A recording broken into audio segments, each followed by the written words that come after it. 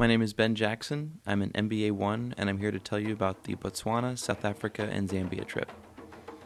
We began our trip in Johannesburg at the carnivore restaurant where we feasted on zebra, crocodile, and other exotic meats.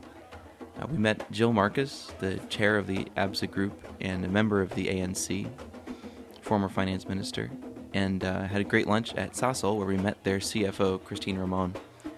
And after that, we got to tour the big stadium that they're building for the World Cup in 2010. We met up with some alumni that evening for a memorable dinner at recount.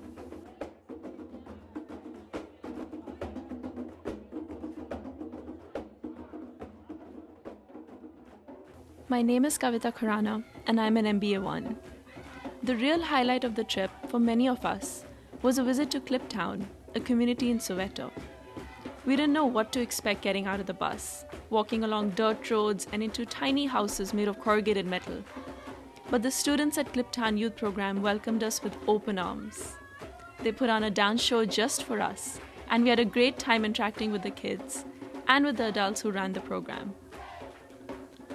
Our tour guide Talani, who's from Kliptown, said, "Do not pity us, for we are rich in spirit." And they certainly were. I was amazed at how friendly and welcoming everybody was. This is not a sad place.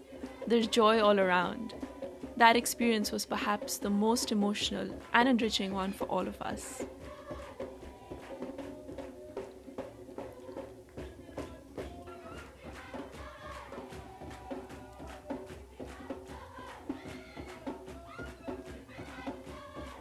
Later that day, we visited the Apartheid Museum and the Hector Peterson Memorial, which gave us a chilling reminder of South Africa's recent past.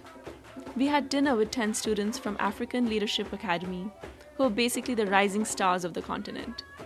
We had a great time talking to these students and hearing their stories, and we'll definitely keep in touch with them.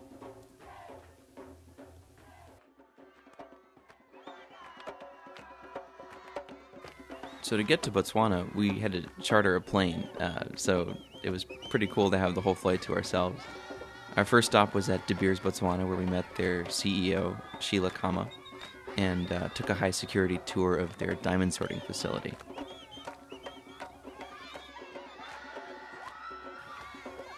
Then we got to meet former President Festus Mogai, who welcomed us into his home and spoke at length about the opportunities and challenges present in the country and in the region. It was a real treat to meet him.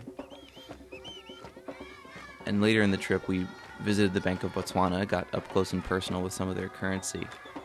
And of course, we had to grab some souvenirs before we left.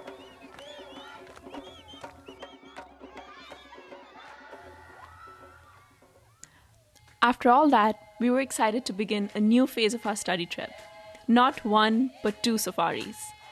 On the river, we saw crocodiles, hippos, and a family of elephants spraying each other. Just being with one another on that cruise and enjoying that peacefulness of the water brought us a lot closer together. The next day, we got up early for another safari. This one on land.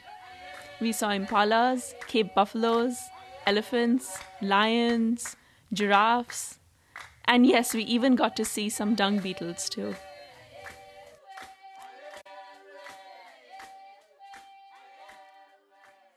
A couple days in Zambia brought our trip to a memorable close. By then we had gotten to know each other pretty well, and so we took the opportunity to relax and just enjoy ourselves and enjoy the nature and the wildlife in the region, of which there was quite a bit right around the hotel area. We got to take a cruise down the Zambezi River and unwind a little bit. And we also managed to do a fair bit of singing, even though it wasn't strictly speaking on the itinerary. As a matter of fact, all the music you hear, it's not us, but it's music that we recorded at various points throughout the trip because there's just so much going on in the area. The Victoria Falls was the last thing we saw, and it was just breathtaking in its power and majesty. I guess the only fitting end to a trip like this is to visit a wonder of the world. I loved Africa. I think we all did, and I'll definitely be back soon.